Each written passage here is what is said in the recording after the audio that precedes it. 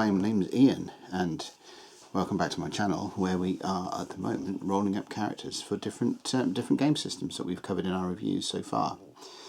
And today, this is Advanced Dungeons & Dragons, first edition, that we're going to be going for. What I'm going to be doing for the rules here, so we've got the Player's Handbook here, we've got the Unearthed Arcana, we've got the Dungeon Master's Guide, but we're also got the Wilderness and the Dungeoneer Survival Guide. And I'm using this character sheet, or this character sheet style, which was the style from 1986. And the reason being, it gives us these gaps down here for our proficiencies, our non-weapon proficiencies, which the Dungeon Master's Guide, the Dungeoneer Survival Guide and the Wilderness Survival Guide introduced. Okay, so the first thing we're going to do is to roll up 6 scores. I'm not going to be using, like this character sheet has a gap space there for comeliness, which was introduced in the Unearthed Arcana. Well, it was actually introduced in the Greyhawk campaign setting, but we're not going to be using it. It's mileage may vary on this, but we found it very silly, so I'm just going to eliminate that from the sheet. So I'm going to roll 6 scores. I'm not going to roll them in order.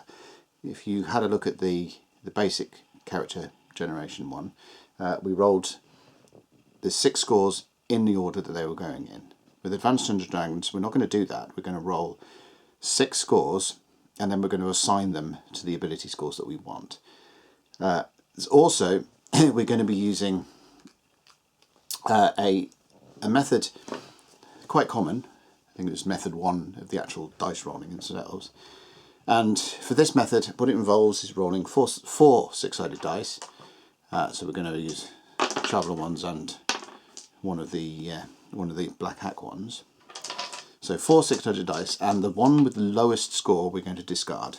So I'm going to note down those 6 scores on our order of the stick pad here. So let's go for it. So what we've got there, that 2 goes, so that gives us a 14. And you'll find that using this method, it slants it towards the higher end. So the scores that we ended up with in basic D&D, we're going to end up with a lot better here. So that gives us a 12 there. So that 2 disappears, and it gives us another 12. But unlike the basic Dungeons & Dragons thing where there's an adjustment after the fact, then there isn't in this one. So that gives us 12, 14. So it's kind of, it slants it towards the higher end, but you can't really do anything with them afterwards. So that's 11.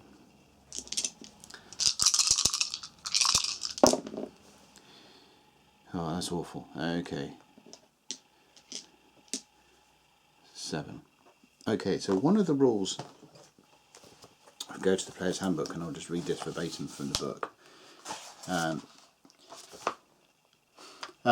So the book, from the book. Furthermore, it is usually essential to the character's survival to be exceptional, with a rating of 15 or above, in no fewer than 2 ability characteristics. So what we've rolled there doesn't give us those. So I'll box them off, and then I'm just going to roll 6 more and see what that gives us.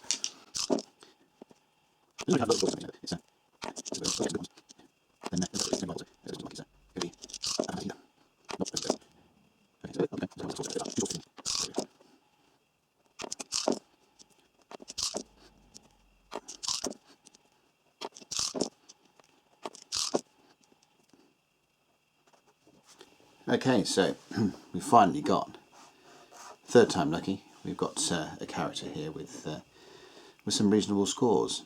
Now, what we can do now with the assignment stuff, I mean, if you get people to roll their scores in order, it doesn't give them a lot of flexibility, especially within the nature of first edition's nice little, if you are if you have got this, then you can only be this kind of tables. So to give them a little bit more of a flexible style of things, we can do something a bit more interesting with these. So I think this guy could be a reasonable, well, let's say a fighter magic user. That couldn't be too bad. So multi-class characters, the big problem that you have is in ability dilution. So as you're going up in levels, you obviously got to split your experience points that you gain between those two classes. So where other characters are going to end up being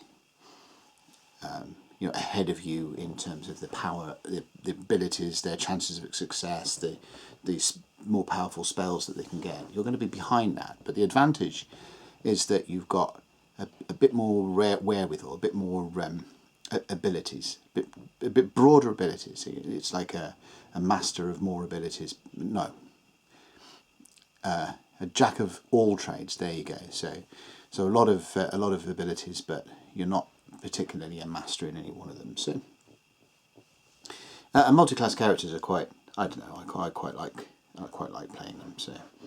So if we say that this guy is a fighter magic user, that means pretty much the 15 needs to go into, so if we're going to have strength of 15 and an intelligence of 15, so that gives us those. And then we've got our wisdom, dexterity, constitution and charisma. Right? So from a race point of view, characters that can be multi-class. So half elves can be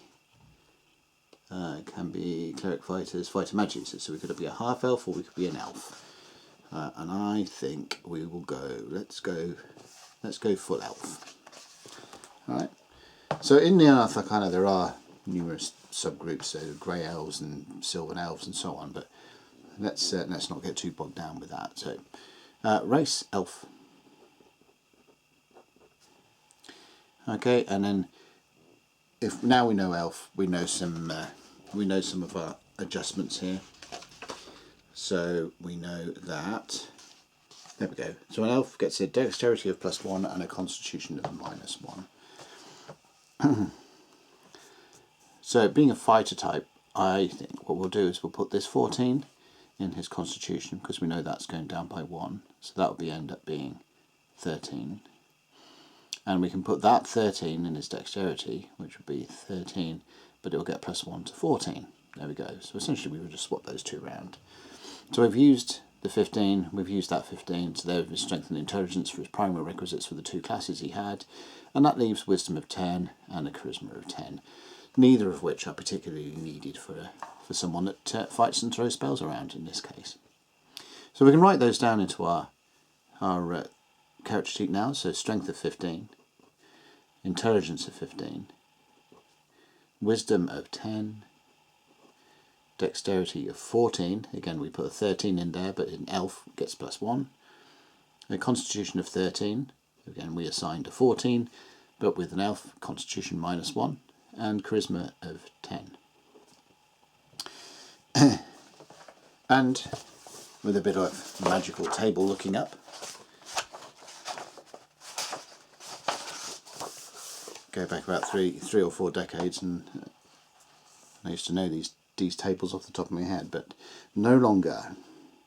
Okay, so that's hit adjustment, nothing. Damage adjustment, nothing. Weight allowance is +200. Open doors on a 1 to 2, and bend bars on a 7%. Now, if you think that these are tiny and doesn't really give you a lot of room to write these things down, then I'll probably flash on the screen the old style of character sheet that predated this, and you may see that this amount of space is a luxury. So intelligence of 15, that gives us 4 additional languages, but we'll come to that in a second. So additional languages is because it's an elf, we don't take that off the table. This is generally for humans, but then you sort of check back into the race description for elves. Ability for magic users. So there we go. So an intelligence of 15 gives us a 65% chance to know spell. A minimum number of spells known per level is 7, and a maximum number of spells known per is 11. So that's of each spell level. So the minimum number of spells that he or she, I don't know, haven't decided yet, but is able to learn from the spell lists. It is 7. So it's kind of, if you've gone through all of the first level spells, and there's lots of them, and you haven't gained to a minimum of 7, then you can redo a few. And as soon as you hit 11, that's it. You can't learn any more spells of any given level. Okay, Wisdom of 10 gives us nothing. Spell failure and bonus spells don't apply because they're only for clerics. Mental save, it's magical attack adjustment in the books, +0. Dexterity, so surprise adjustment, that's the reaction attacking adjustment if you're that way inclined. So dexterity of 14 gives us nothing across the board again. Constitution of 13, that should give us nothing above across the board, apart from system shock survival, which is 85%. These are things that every character got. Resurrection survival of 90%. Yes, there was a chance in first edition that if someone tried to bring you back from the dead, that you weren't going to survive that trauma. You were dead forever. Okay, so charisma. Maximum number of henchmen, 4. Loyalty base and reaction adjustment are the same. Comeliness adjustment, we're not using comeliness, so that can just go away. Also, we're not using honour, so I'll just cross that out. That was a concept that was introduced in the Oriental Adventures rulebook for first edition, and we don't really need that for this particular instance of the game and what we're doing here. Okay, I'm just going to work out his added languages for elf. So we look at the elves. Elves speak a whole bunch of things, so we can note this down on the special abilities. First off, we get they're 90% resistant to sleep and charm. 90% resist sleep and charm. Very handy. Employing a bow or a crossbow or a short sword, and get a +1 to hit. So +1 to hit with bow and sword. That would come in useful as well. They can speak, so languages. So language. One thing I can't remember, is there space on the back for languages?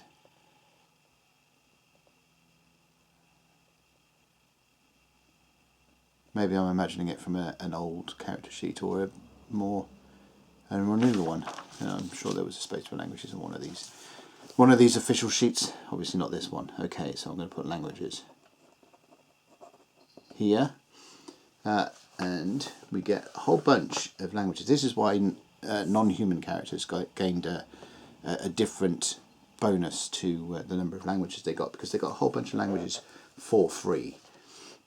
So in this case we've got elf, gnome, halfling, goblin. So elf, gnome, halfling, goblin, hobgoblin, orc, gnoll, hobgoblin, orc, gnoll, and of course common, which never made any sense to me, but never mind. And also it says elven characters of above 15 are able to learn 1 additional language for every point over 15. Well, we've got an intelligence of 15, so that means the elf gets no additional languages, so we'll put a cross in there. So we've got infravision of 60 feet. Infravision of 60 feet.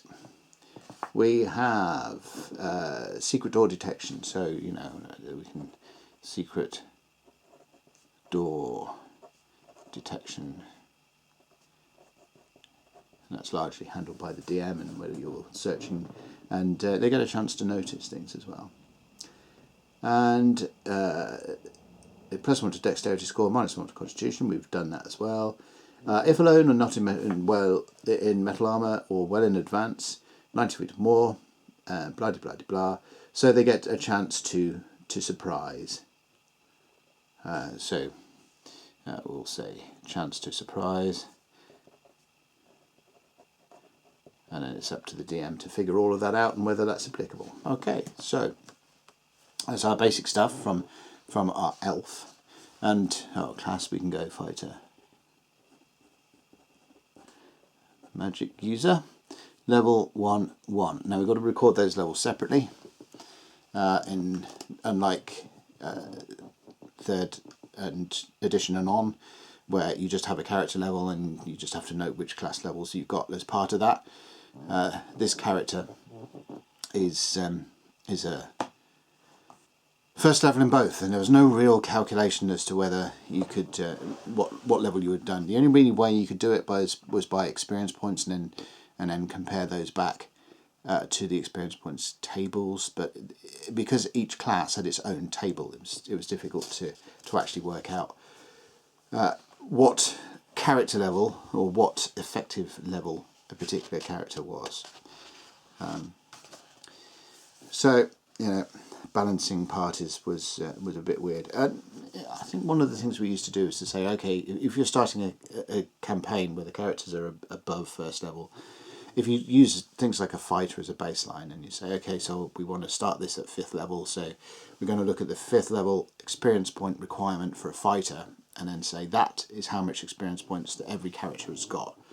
And if you're a multi-class, then you'd have to divide that up between your classes, and that gave some level of balance. Right ho, so there we go. That's as far as we are with that. So the next thing we can do, we can roll hit points. Now, because he's a multi-class character, I keep calling him he, but yeah, make of it what you want. A multi-class character, he has to divide his hit points up equally. So we're going to go back to here.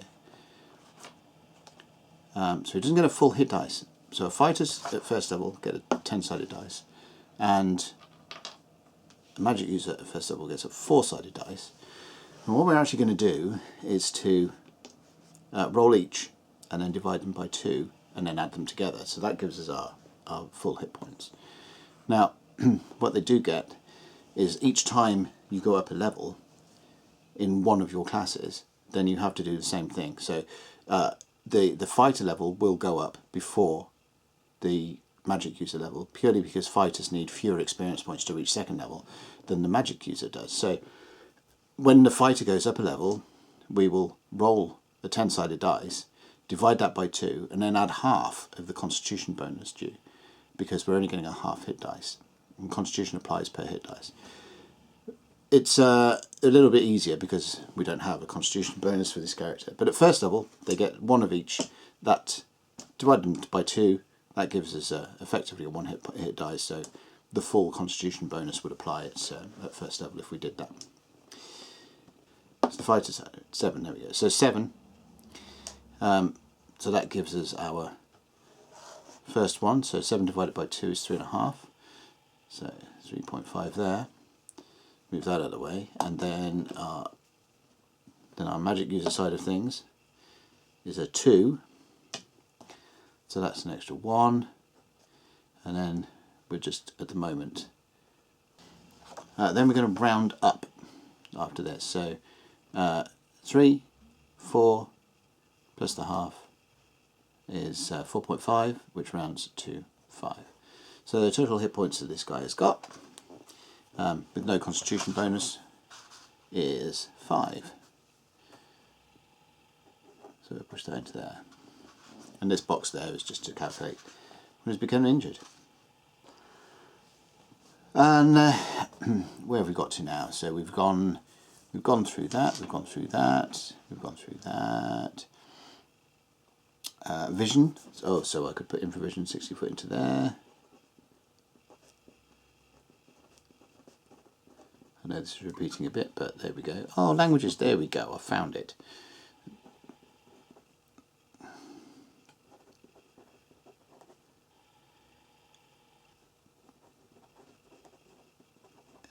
You have to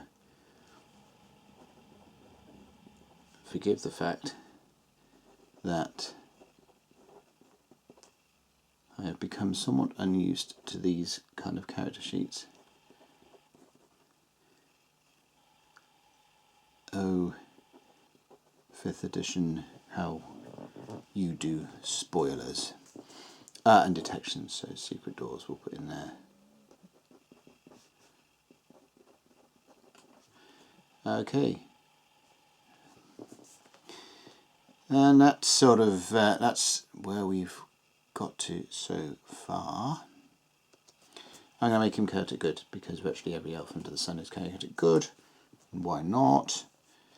Now, I'm just going to change tack a little bit to pick up the Unearthed Arcana.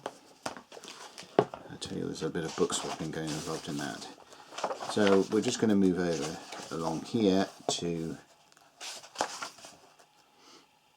here we go. So one of the things that you don't do is try and work out the average difference between the weapon proficiencies for a fighter magic user, and then do all sort of jiggery poking on that. What you do is you take the most advantageous of what's going on. So across the saving throws, across your to hit rolls and so on. So in this case, our hit rolls will come from the fighter, because they're just so much better than the magic user. The saving throws will be a combination of fighter and magic user.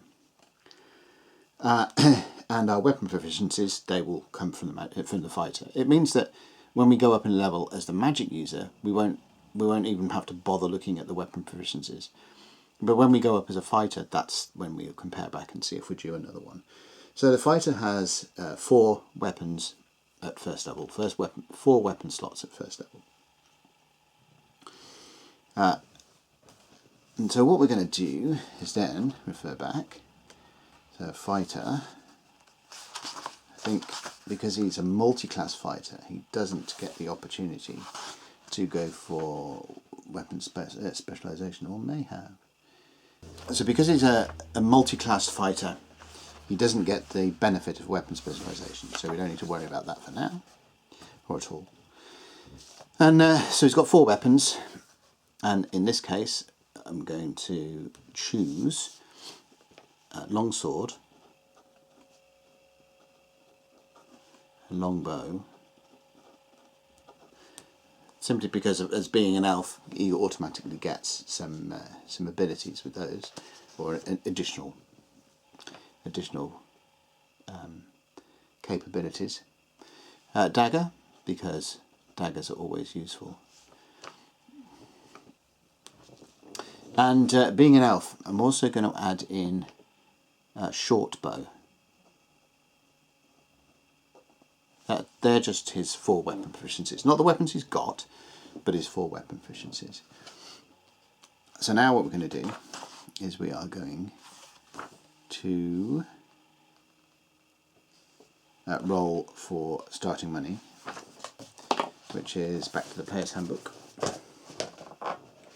Again, we will use the most advantageous rather than trying to do any strange things. So now, if you remember in basic, we had 1 roll that was covering everyone, and that meant that characters that didn't need to buy armour and so on were at an advantage in terms of gold and equipment they could buy. Not so in Advanced Dungeons & Dragons. With AD&D, each type of class has its own way of generating gold piece. So the amount of money they've got to spend on equipment. So fighters, because they have got to buy armour and so on, tend to get more cash to start with than do any other class. So in this case it's 5d4. 5d4 multiplied by 10. So let's see, that's a 1, 5, 7, 8, 9. So 90 gold pieces.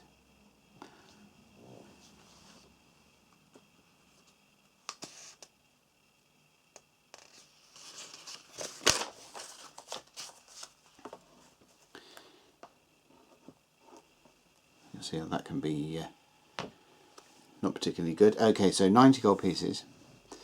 For a start off, we're going to buy some armour. It's obviously way out of the scope for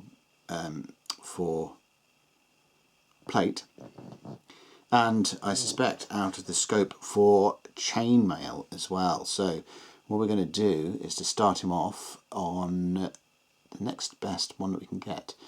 I think scale mail will drop us down to 45, so he's got scale armour. I'm just going to scribble this down on here before I put it into your character sheet. Longbow, long is 60 gold. Oh my god, that's a good way why we had short bow. So short bow costs 15. That brings them down to 30. And then our sword, long sword is 15 as well. Probably a shield, small shield, cost us 10.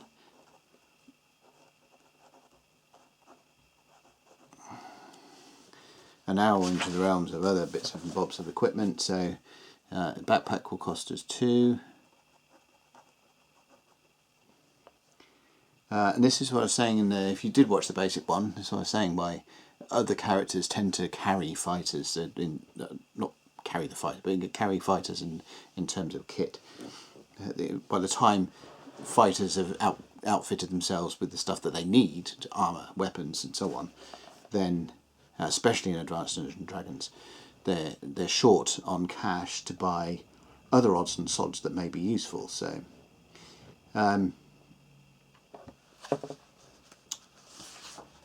so they tend to be left over to other characters. So right, what else can we buy? Got a book, we've got this thing. We can't afford any kind of lantern. It doesn't need any of this stuff anyway, because like I said, other people in the party will probably have them.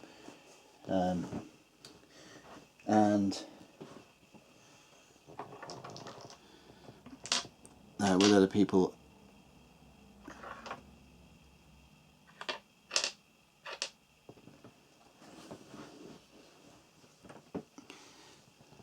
in the party will probably have them, and he can see in the dark anyway, in provision. So what will we give him? Oh, that's pretty much it, I think. We'll just start him off on his basic stuff. So that leaves him with 3 gold pieces and a whole bunch of odds and sods. So we can fill that into the character sheet now. So it's armour.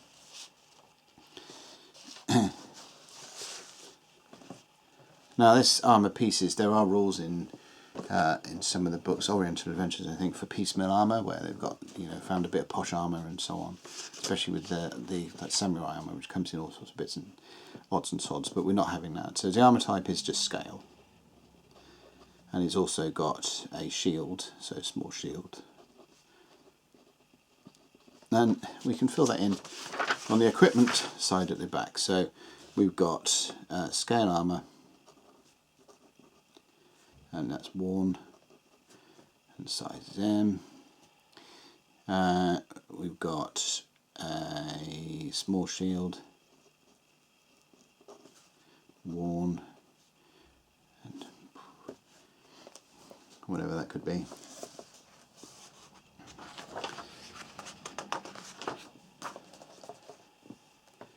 And then we come to his weapons. So he's got a short bow. One of the things we could do with that extra gold is to actually buy some arrows. So we go a dozen arrows. So we can buy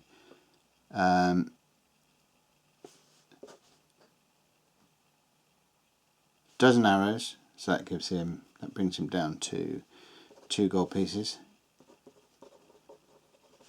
And then we could spend those last 2 on 2 silver arrows for special occasions. Okay, that's what it's all about. So short bow, we'll show you why the Dungeon Master's Guide in reference to that. So longsword, and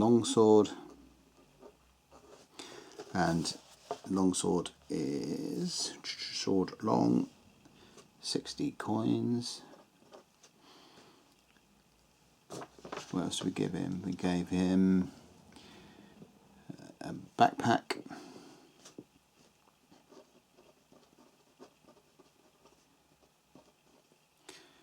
and 12 arrows and 2 silver arrows. And an arrow is about 2, so 12 arrows that would be 24, and that would be 4. Okay. So this is coin weight, or gold piece weight, or whatever. And that is it for equipment. We can fill this little table in here now. So he's got his longsword.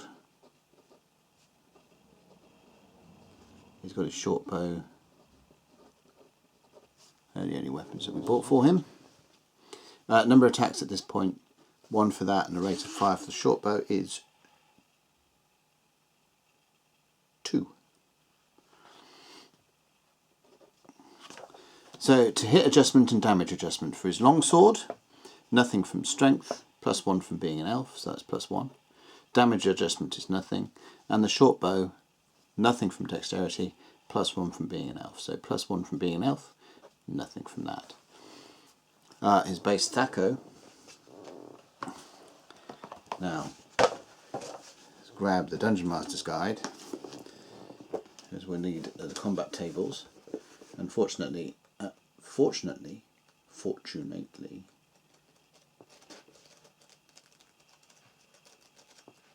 as you flick through them, again, this is a book that I used to just be able to go plonk. There you go. That's that. Okay, so.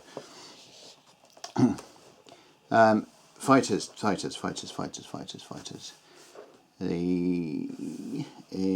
thaco at first level is 20. Should have known that, right?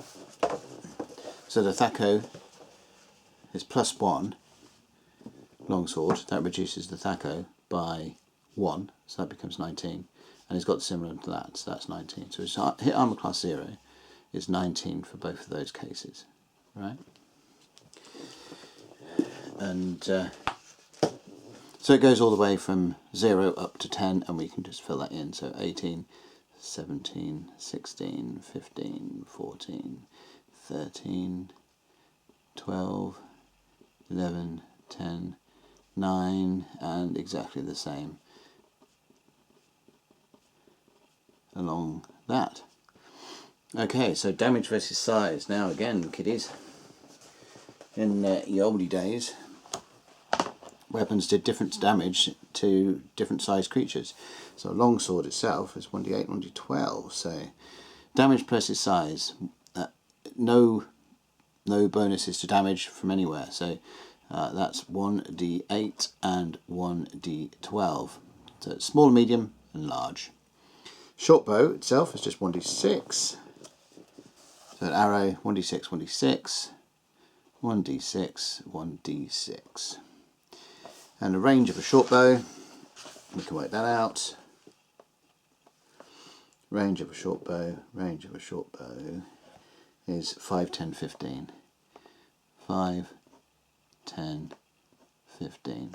Now, one of the things that you may realise is that I haven't applied any of these modifiers to this hit part of the character sheet. Now the reason why that is because we never use these.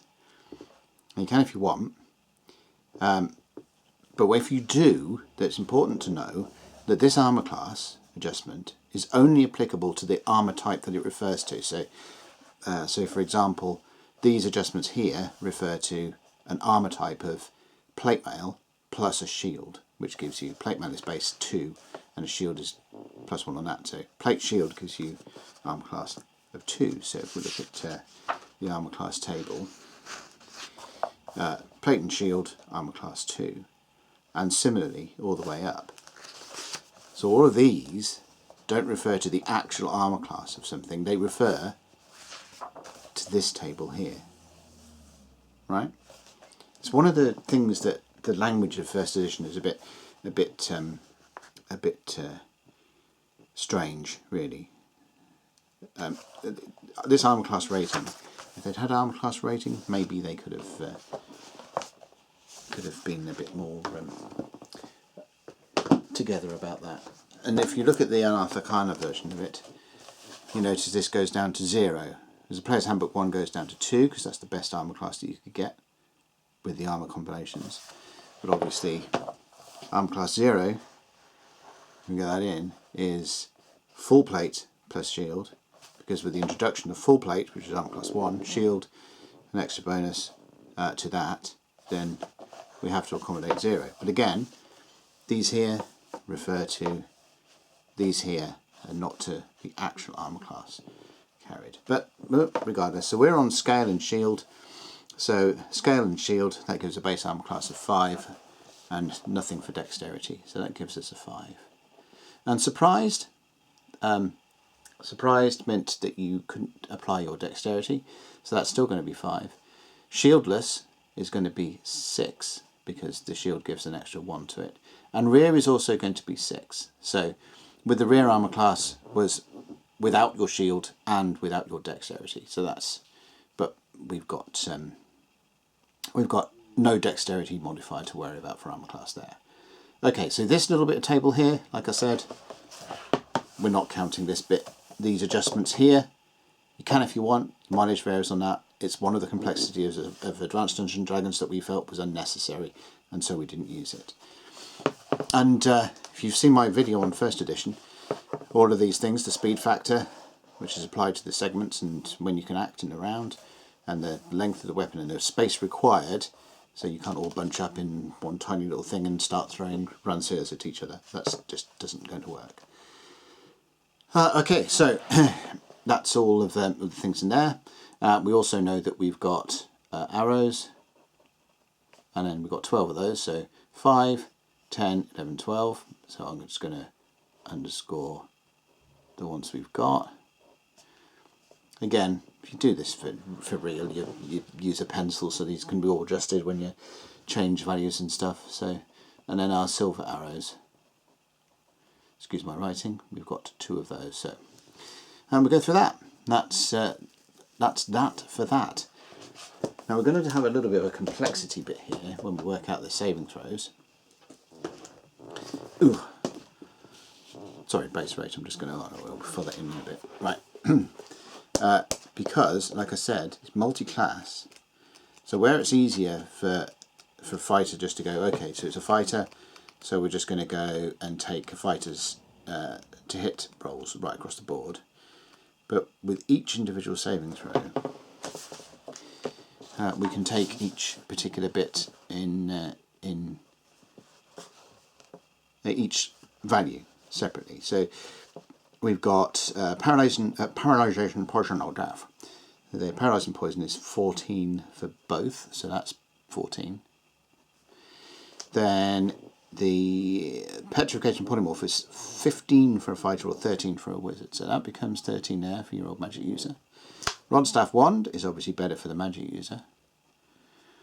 Breath weapon is 17 for fighter and 15 for wizard, so 15 for your magic user. And finally, spells, 17 for your fighter but 12 for your magic user. Ta-da! So they use the most advantageous saving throw. And that is that one done. The other thing is encumbrance of equipment. Now, encumbrance of weapons, weight and things like that, is in the player's handbook. But for some of the other stuff, the bits like that we didn't have, it's actually in here. So try not to drop dice everywhere. Probably using a small table. Okay, so that backpack, we have got 20 coins there, right?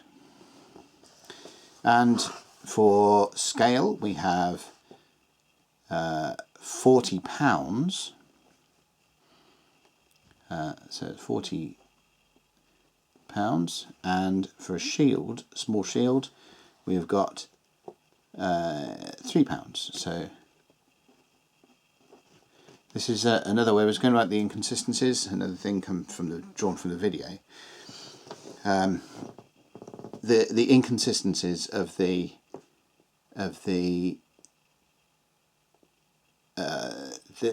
values here. So we're looking at encumbrance or weight or whatever of armor, and yeah, it just assumes human size. We can just like assume there's roughly human size, all listed in pounds, and the encumbrance of items, instead of being in the player's handbook where the equipment is actually listed, they're in the Dungeon Master's Guide, so we've got to go and look at that separately. And even our bows, there we go. So the melee weapon encumbrance is in the player's handbook. The missile weapon encumbrance is in here. So that is 50. So we got 50 again, 50 coins for the weapon, right? So it is a bit awkward where things don't quite a bit inconsistent. So there is a conversion factor between the two, and it's like, 10 gold pieces is approximately £10. And encumbrance in this in AD&D is not the direct weight of something. It is how much it encumbers you. So it's not trying to go, this is how much this weighs, but this is how much you are encumbered by this particular thing. Okay, so I think that's all we need from the Dungeon Master's Guide for now. So what I'm going to do is I am going to switch over to the next set of books. And if you think this is like all this book changing and everything else is a bit over encumbering, then you're right, and it's exactly why in 1989 we ended up with second edition, which had all this. That we got 5 books. We came all the way back to just requiring the one again. All the rules that you needed, including all the weights and encumbrance and stuff, was in the player's handbook. Right, so we're going for proficiencies.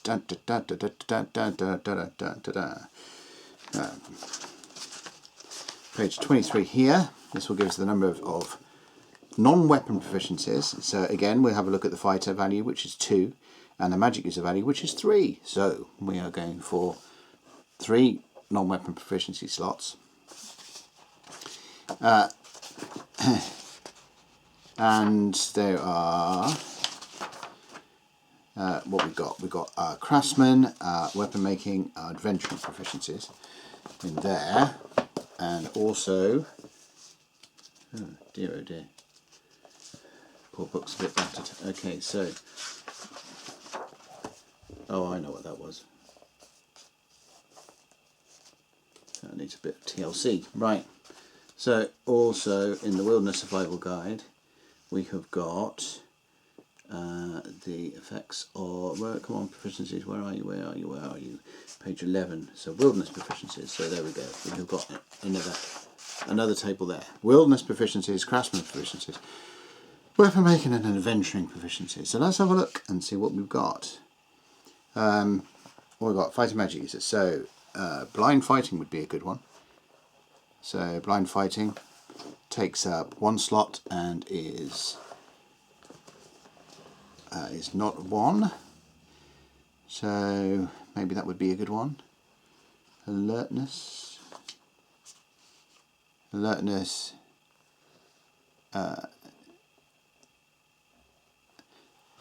So alertness would be good, because that sorts out our capability of being surprised. So we're going for alertness here. So that goes by wisdom and +1. That's one of our slots. So a second slot, what did I say? We've got adventuring proficiencies, we've got direction sense, we've got fishing, adventuring proficiencies, fishing. Never worked that out. Bit daft. Right, so let's go for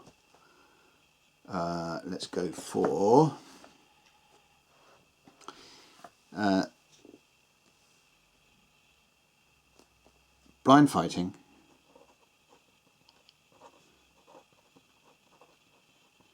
Useful when a drow drops a glow of darkness on you. And finally we'll go for, let's go for rope use. Rope use, which is dexterity and +0.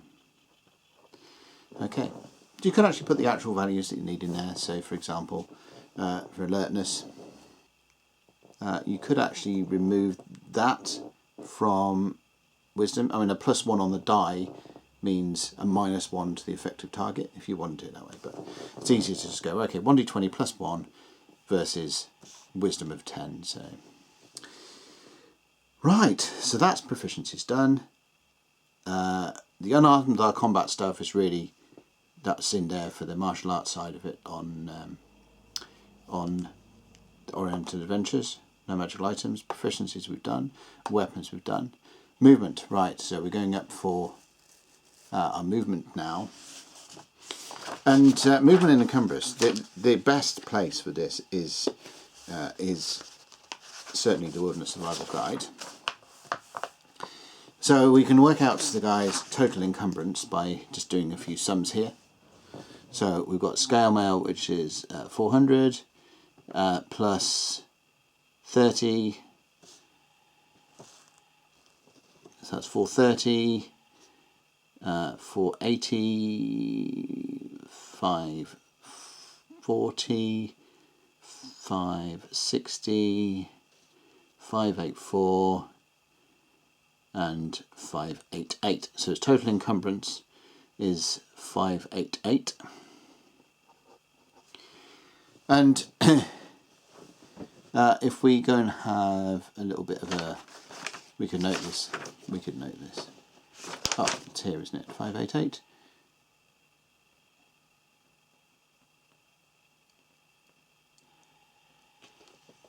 Now again, I'm going to load to say, oh, there's nowhere on it to actually put the encumbrance thing.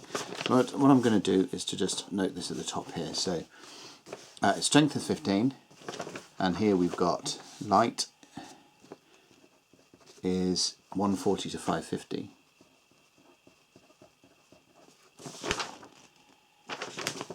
And then moderate is 551 to 900,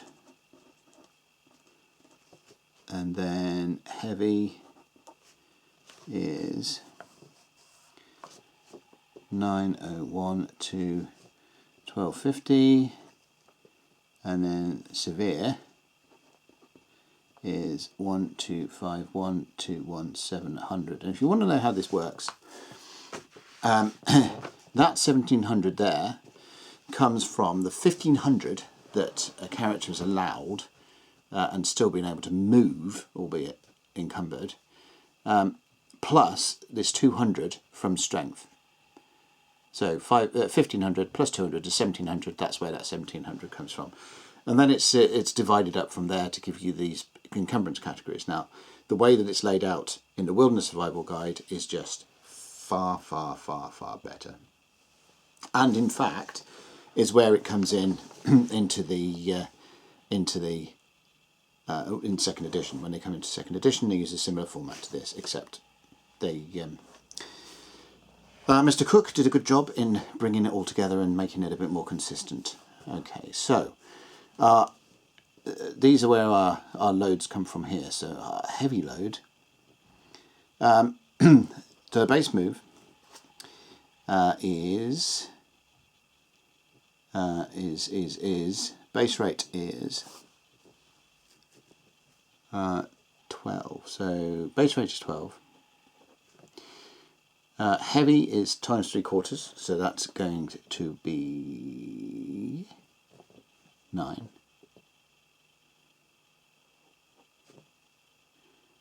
Half for loaded, 6. And then 1/4, 3. Severe. So this kind of refers back to this, heavy load, and then severe load is your max. But it just comes down from there, so... and then your run move. So at the moment, this guy is 588. 588 is moderately. He's got a moderate load to him. So moderate load is 9. So at the moment, his move, he's at that. So run times 10, normal times 5, crawl times whatever. So that's kind of where all that comes from. And what's next? We can fill all that, swim weights and everything else. I mean, they're all in the Wilderness Survival Guide to come up through. Easiest thing is when they come up in play, then look them up, scribble them down, and then you have them for reference. But if he doesn't do a lot of swimming, and he doesn't do a lot of swimming. But you've got the multipliers there anyway, so it's like whatever you're at the moment. He's 588, so it would be at the 9 movement rate. His run will be 90. So yeah, there you go. And I think that is. We've got all the role playing stuff at the top. So set that book aside for a bit of TLC and repair. So let's call this Eloine, whatever, and let's put an accent in because it's always good to have an elf name with an accent. Family, well, where we call it? Let's have a Joantis, whatever. Race, clan. So let's say he is a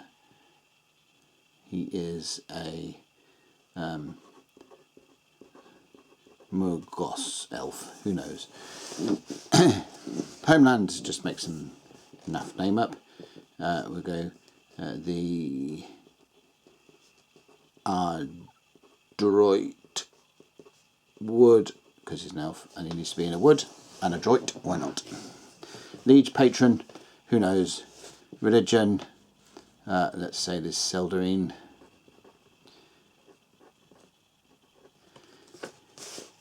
Sex, I've been calling him who all the way through this, so I might as well make him that. Age.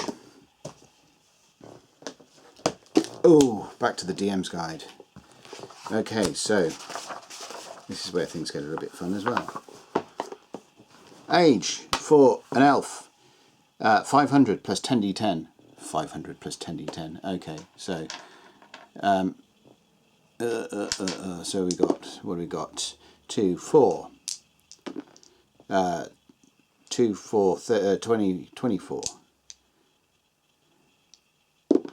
24, 34, 37.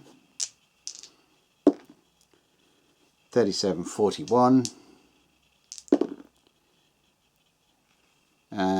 41, 46, 54. 54. So he is 500 plus 10d10, so is 554. Age, 554. There you go. And if we say it's a high elf, there we go. So we can actually figure out his maximum age. If you really want to know, you can say maximum age. What we need to do is roll percentile dice on this thing.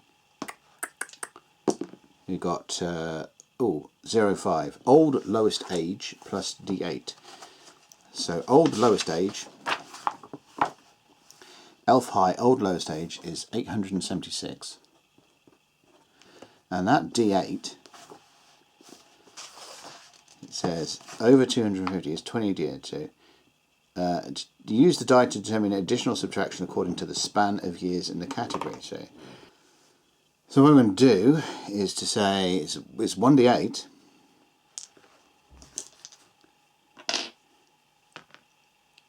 times 20. So 4 is 80. So it's 8 plus 80. 4 times 20 is 80. And then plus, because we're still in pluses, 1d20, treating a 20 as 0. So 1d20, that's a 10. So it's plus 10. Plus 10. So it's 90. 876 plus 90 is 669. So maximum age is 966. Now, the only reason that that's important is that if you get a character that is hit by a ghost, aged 10 to 40 years, bang. Okay, so for determining height and weight, now you can just choose these, but there are tables for non-player characters that are useful in this particular case. So we can go to page 100. Oh, look at that, 99, 100. Okay, so we've got a whole bunch of stuff. These tables actually are quite handy. If you want to go and do is create a quick set of characteristics, mental personality traits, whatever, for a character, then you go through that. But this is what the tables we were looking for. No, not the sanity ones. The height and weight. So it's a male elf, starts with height in inches. We go for... Oh, I see what they've done. When they've reprinted these tables, they've gone and done them a bit weird. Right, so we can let's use these tables. Right, so same tables. These are just the reference sheets that used to be back. That some of it was cut out, some of us didn't. Elf height is 88. Elf height 88. Over height is taller than normal. So for an elf, male, 60 inches plus 1d6 inches. So plug that in there. So he's 65 inches. So 65 inches, which turns out to be 5'5". 5'5" inches. And in weight, do it again. Percentile dice. What's that? 47. 47 gives us elf weight 47, average weight. So average weight is 80 pounds. No, it's not a female. There we go. 100. 100 pounds. Weight 100 pounds. And what else do you want? Hair. Let's say that he's got black hair. And his eyes are lavender, because, you know, elf. And you see this bit here, like personality management. Those tables from the NPC determination will give you all sorts of strange characteristics, like, you know, right down to, you know, altruism and all of that kind of jazz. They're quite neat to use, and it's just quite nice to have just odd keywords that will give you a clue as to how to play the guy. Okay, so this lot here, social rank, birth rank, that side of things. Back to the Unearthed Arcana. If anyone's watching this going, bloody hell, this is long. Oh, you wait. But part of the issue is exactly that over time, we're talking about the 10-year anniversary of the rules here. So it's grown in scope to take on board a lot of different rule books, and so we're having to flick through those lots of different rule books in order to pick up a lot of the different rules that have been introduced over time. What I'm trying to find, I should use an index. It's nice having indexes, isn't it? Indices. We are looking for social class and circumstances of birth. There you go, 82. 81, 82. Okay, so we can figure this out. These are all sort of rolly tables. So circumstances of birth. Do we get any adjustments? Elves. High elf. Modified dice rolls on both tables. So that's the circumstances of birth. Those racial modifiers. We don't have this. So we've got various components. As a general rule, human society we're probably considered normal. So non-humans. There is a base assumption. So elves are wood elves upper and lower class to lower upper class for grey elves. Well, let's just say social class is lower upper class. Why not? And birth rank. So minus 20 on the roll for being a high elf. So we've got a 16. That looks like. So we'll just say 0. So he's the only child.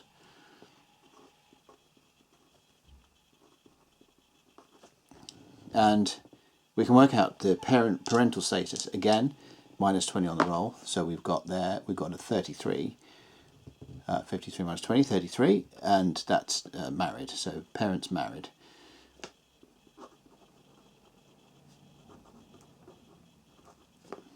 So no siblings, and well, you can use all the rest as you go. There's those spaces for history and personality and stuff like that you can fill in. And family and henchmen and what have you. But that is pretty much touched on every major part of the actual book rules, if you like, for rolling up an AD&D character. So we've gone saving throws, ability scores. We've got, we haven't given him a name. What do we call him? Eloine Tuantis.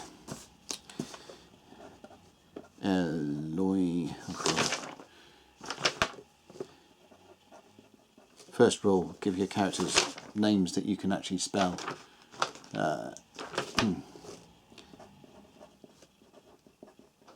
Right, so there we have it. No magical items yet. A bunch of extra, no wounds yet, thankfully. And like I said, his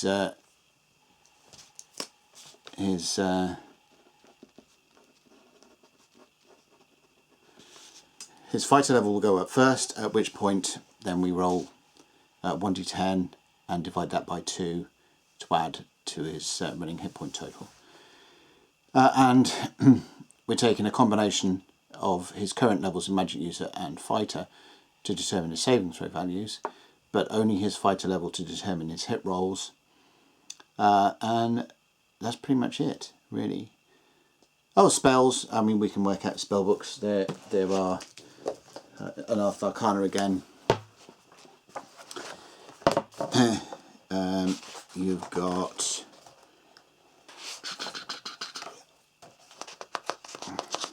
there you go.